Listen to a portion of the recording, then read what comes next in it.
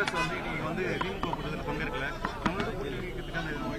என்னன்னு கேட்டீங்கன்னா, தமிழக வெற்றி கழகம் 2 சீட்டு கூட வராது, 1 சீட்டு கூட வராதுன்னு சொல்லி கடந்த ஒரு மாசத்துக்கு முன்னாடி வரைக்கும் ஜோசியம் சொல்லிட்டு இருந்தாங்க. ஆனா ஒரு பெரிய மிராக்கல் நடந்தது, ஒரு பெரிய சர்ப்ரைஸ் நடந்தது, பெரிய அற்புதம் நடந்தது.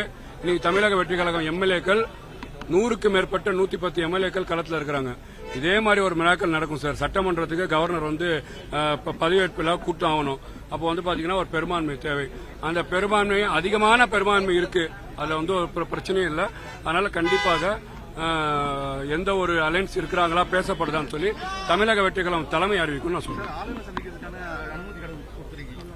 ஒரு பார்ட்டி வந்து எலெக்ஷன் அட்டென்ட் பண்ணிருக்குன்னா ஆளுநர் சந்திக்கிற கடிதம் கொடுத்தா இருப்பாங்க. ஆளுநர் எப்ப வேணா கூப்பிடலாம், கூப்பிடறதுக்கு எல்லா எம்எல்ஏ இங்க இருக்க சொல்லியிருக்காங்க. கண்டிப்பாக ஆளுநர் அழைப்பான்னு இருப்பாங்க. இல்ல நான் கேட்கறேன் சார், இன்னைக்கு கன்னியாகுமரி எம்எல்ஏ இருக்கிறாங்க, கிருஷ்ணகிரி எம்எல்ஏ இருக்கிறாங்க, மதுரை எம்எல்ஏ இருக்கிறாங்க, இந்த சைடு வந்தீங்கன்னா ராணிப்பேட்டை எம்எல்ஏ இருக்கிறாங்க. வரத்துக்கு ஒரு நாள் 1.5 நாள் ஆயிருது.